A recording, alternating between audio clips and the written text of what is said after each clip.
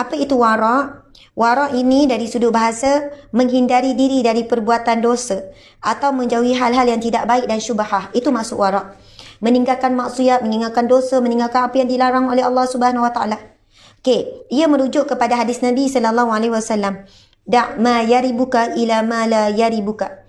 Da' ma yaribuka ila ma la yaribuka. Maksudnya adalah tinggalkanlah apa yang meragukanmu kepada apa yang tidak meragukanmu. Hadis sahih, hadis riwayat Tirmizi, hadis yang sahih. Jadi seorang wanita yang solehah, dambaan syurga, dia memiliki satu sifat wara'. Apa maksud wara'? Wara' itu adalah meninggalkan sesuatu yang diragukan kepada sesuatu yang diyakini.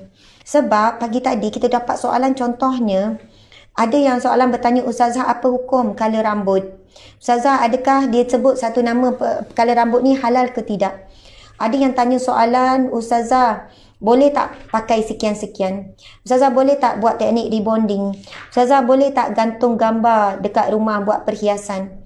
Macam-macam soalan pagi tadi saya terima. Jadi, saya nak bagi tahu secara umum sahaja. Para wanita sekalian, antara ciri utama yang penting bagi kita menjadi wanita yang solehah ataupun lelaki yang soleh, iaitu mempunyai sifat wara'.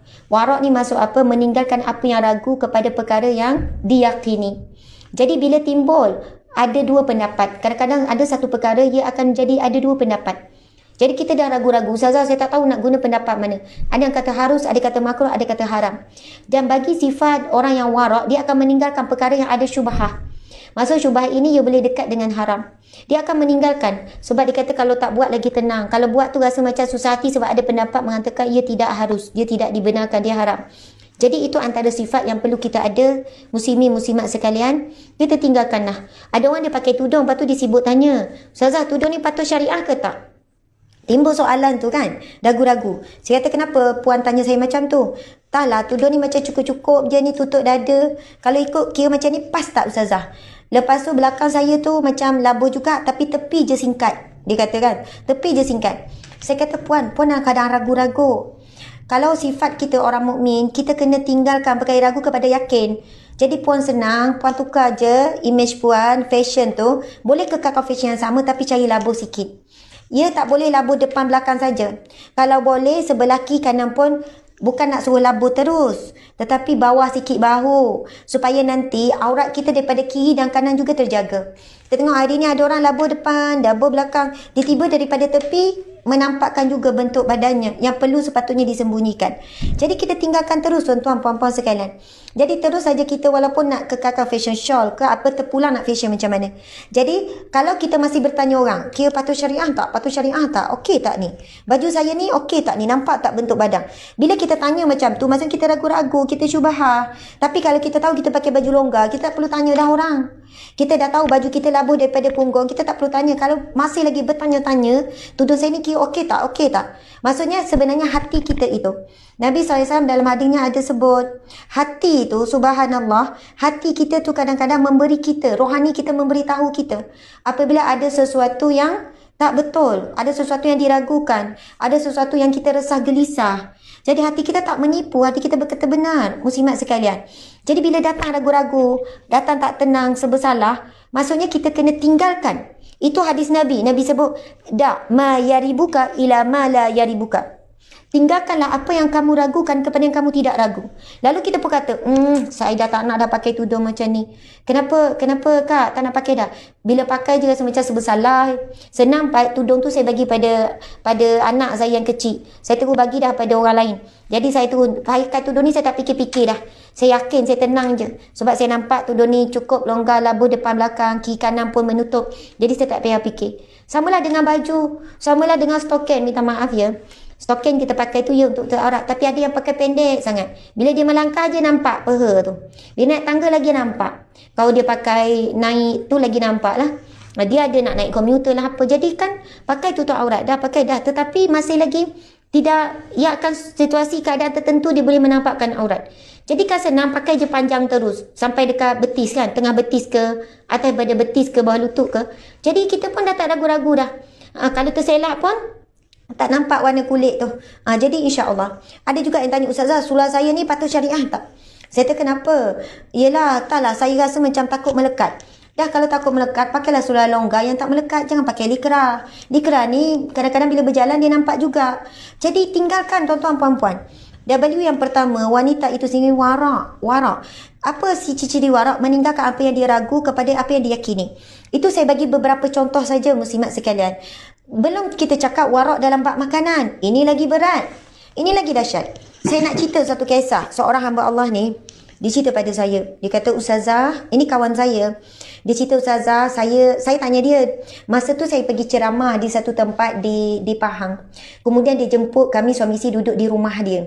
Bila saya sampai rumah dia bersih, cantik, lengkap lah dengan sofa, dengan bilik tidur. Dia bagi kami bilik rehat. Lepas tu dia kata, Ustazah duduklah ya, rumah kami ni memang tak ada orang duduk. Ustazah duduklah, saya nak balik sekejap. Saya pun tanya dia, kamu nak balik mana? Saya nak balik rumah mak. Kamu tak duduk sini? Tak, kami tak duduk sini. Kami duduk rumah mak. Mak tu mak kamu ke mak mertua? Mak mertua. Rumah mak mertua jauh mana? Tak jauh. Dalam tak sampai 5 minit pun. Jalan kaki pun boleh. Saya kata, wish, kenapa? Kenapa awak tak duduk sini je? Rumah mak pun tak jauh. Dekat je. Ulang alik. Dia kata, Ustazah, daripada sejak nikah sampai sekarang, kami tak duduk di rumah ni. Rumah ni macam tempat tetamu. Kadang-kadang datanglah sekejap-sekejap. Walaupun kami ada rumah sendiri, kami sangat suka duduk rumah mak. Macam tu. Saya kata, kamu duduk dengan mertua? Ya. Ada siapa lagi? Semua menantu-menantu lain pun ada kat rumah mertua sama. Kecuali seorang, dia kata. Berapa orang adik-beradik? Suami dia mungkin 4 ke 5 orang adik-beradik. Saya kata, maksudnya kamu duduk dengan ipar-ipar yang lain? Ya, Ustazah. Ipar-ipar yang lain, lepas tu dengan ni. Masya Allah, kamu ada rumah sendiri, selang tak jauh pun, kenapa kamu tak duduk kat rumah? Ustazah, rumah mak tu lagi seronok. Rumah mak tu lagi tenang. Rumah mak sekian-sekian.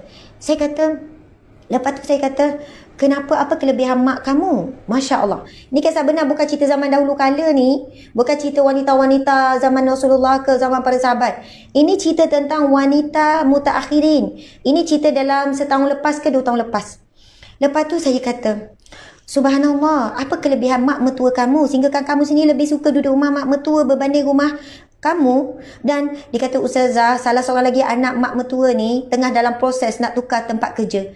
Alasannya nak duduk dekat mak juga. Dekat mak mertua dia. Saya kata, apa kelebihan mak mertua? Sebab saya dengar, biasa mak mertua dengan menantu ni bukan ngam, susah nak masuk duduk sama. Dan jarang nak jumpa menantu yang beria nak duduk dengan mertua. Tapi saya jumpa keluarga ni, yang bukan dia je, menantu lain pun nak duduk dengan mertua juga. Lepas tu saya tanya, apa kelebihan mertua kamu? Mak mertua kamu ni, bapak mertua kamu sampai kamu lebih suka duduk rumah dia. Lepas tu sahabat ni pun bercerita, Ustazah, memang mak mertua saya luar biasa, dia kata. Memang luar biasa. Bukannya kata dari sudut sempit tempat mungkin lagi sempit. Dari segi selesa tak selesa memang tak selesa, dia kata Ustazah. Sebab apa tak selesa? Kena pakai tudung sepenuh masa, kena sekian-sekian, terhad, nak buat sesuatu, apa-apa pun dalam bilik, duduk beramai-ramai. Tapi dia kata mak mertua ni luar biasa. Antaranya saya lihat akhlak pada mak mertua ni, dia sangat jaga tahajud, sangat jaga solat malam. Kedua, ibu mertua ni, ibu mertua bapak mertua, daripada awal saya nikah sehingga ada anak berapa orang dah ni, bukan tak ada anak belaka ni. Subhanallah, mak mertua bapak mertua ni seorang yang istiqamah jaga puasa Isnin Khamis. Isnin Khamis wajib. Wajib Isnin Khamis berpuasa. Macam buat puasa wajib. Itu amalan dia. Kemudian yang ketiga ialah tentang zikir, tentang ayat Quran. Lepas tu dia kata, Ustazah, yang ni yang saya nak share tuan-tuan puan-puan sekalian. Sifat wara ibu mertua, bapak mertua dia. Dia kata, Ustazah, mak mertua ni seorang yang sangat jaga bab makanan. Sangat menjaga makanan, Ustazah. Apa maksud jaga makanan? Dia kata, mak mertua ni, dia tak, kami ni, masa tu macam ni, saya tanya dia, mana kedai makan yang sedap je kat sini sebab saya nak pergi cari makanan lah. Dia kata, minta maaf, saya pun tak tahu. Kamu duduk sini, kamu tak tahu? Kamu tak biasa makan kedai makan? Dia kata, jarang sangat. Sebab apa jarang? Mak mertua akan masak. Pagi masak, tengah hari masak, malam masak. Dia kata, kenapa? Tak penat ke? Ustazah, mak mertua sangat jaga bab makanan. Sebab dia kata, bukan tak yakin, bukan sangka buruk dengan orang, tapi masih syubhah. Kedai makan di luar sana memang orang Islam. Tapi tak boleh nak dipastikan ayam tu beli mana. Kan minyak tu ada siji halal ke tak dan sebagainya. Jadi ceritanya mak mertua ni memang sentiasa masak. Mesti selalu anak-anak, cucu, menantu makan air tangan dia. sentiasa makan air tangannya. Akan makan, masak pagi, masak tengah hari, masak ni. Jadi anak cucu semua makan air tangan wanita yang solehah, yang jaga tahajudnya, yang jaga puasa sunatnya, yang jaga solat duhanya, yang jaga zikirnya. Lepas tu saya punya tak puas hati ni, saya tanya lagi. Saya kata, kamu semua sekeluarga pernah tak pergi jalan-jalan sekeluarga? Pergi ke negeri lain ke kan? Naik flight ke? Dia kata pernah buat family day. Kami pergilah berjalan sama-sama. Pergilah mana-mana Langkawi ke apa. Habis tu macam mana masa tu makan tak kat kedai? Dan saya terkejut jawapan dia kata, Ustazah, mak mertua saya ni, kalau kata nak pergi berjalan, dia dah masak siap-siap dah bekal. Dia dah masak siap-siap bekal supaya tengah jalan kami tak makan di R&R. Sebab mak mertua kata, kamu tak boleh jamin apa orang masak tu. Amanah ke tidak, dibaca bismillah ke tidak, orang tu jaga solat ke tidak. Punya jaga mak mertua ni. Lepas tu saya kata, habis tu susahnya. Dia kata tak susah Ustazah, dah biasa. Jadi mak mertua akan masak untuk sekeluarga, untuk bekalan apa semua ni supaya mereka berhenti di mana-mana dan makan air tangan masakan mak. Mak ni pun pandai masak, sedap sebab hari-hari masak kan. Kemudian dia kata, habis tu bila dah pergi kat sana, kat homestay ke, dekat hotel ke apa ke, dia kata, Ustazah, mak mertua saya bawa beras, bawalah telur, bawalah apa-apa. Lepas tu belilah kat sana pula. Sampai kat sana pun mak mertua masak juga. Ya, tapi tu mak mertua awak tak rehat. Tak, bagi dia itu kebahagiaan dia. Itu tak susah bagi dia. Jadi bila sampai kat tempat tu, contoh pergi Langkawi ke, pergi Penang ke, pergilah main-main Terengganu, kata mak mertua akan masak juga. Dia bawa lah kan, ada banyak alat masak yang mudah, yang elektronik, bawa ni. Saya kata, ya Allah, peliknya saya tak pernah jumpa orang macam ni. Dan saya sendiri tak adalah cita-cita nak jadi macam mak mertua dia ke. Saya rasa macam susah sangat. Kita pula kan bila dah keluar, itulah waktunya kita macam nak itulah waktunya kita nak rehat, tak masak, makan kat kedai, makan sedap-sedap. Ya Allah, saya pun kata sebab itu tak pelik ya. Akhirnya kamu sangat sayang mak mertua sebab air tangan orang yang soleh. Cucu-cucu pun sayang, anak-anak sampai sanggup tukar kerja apa semata-mata nak duduk dengan mak, seorang wanita yang sangat warak. Kan? Lepas tu saya tanya, mak kamu tak buat kerja? Dia kata, Ustazah, mak mertua saya sibuk. Dia orang yang aktif, banyak buat kerja amal. Dia suka terlibat dengan NGO NGO ni. Ya Allah, mak mertua kamu sibuk tapi dia mampu ya. Ya Ustazah, masa dia berkat. Dia seorang yang tidak membuang masa. Dia jaga semua ibadat, dia masak. Kita tak nampak penat dia masak. Sebab apa saya percaya? Itu datang daripada sumber makanan dia sendiri makan. Jadi hati dia terang, tubuh badan dia sehat, ringan, kuat, dia jarang sakit. Sebab apa? Dia menuntut, dia membenarkan daripada hadis Nabi, dak ma yaribuka ila ma la yaribuka. Kemudian Nabi bersabda kan, kullulah min nabatin min haram fannaru aulabi. Setiap daging yang tumbuh daripada sumber yang haram, maka neraka lebih utama. Wanita yang warak itu, dia bukan sekadar meninggalkan yang haram, dia tinggalkan yang syubhah. Macam saya bagi contoh tudung tadi. Tudung tu peringkat syubhah, bukan kita kata haram ni pakai tudung macam ni, tak. Tapi dia rasa ragu-ragu. Ustazah okey ke? Rasa macam cukup tak syarat? Saya kata kalau kamu ragu-ragu, tinggalkan. Sebab kamu dah mula syubhah. Pakailah terus yang betul-betul tak ragu-ragu lagi. Itulah sifat orang yang warak contohnya. Kamu pakai satu baju tapi kamu rasa baju tu macam ketat, tapi rasa tak ketat sangat, tengah-tengah.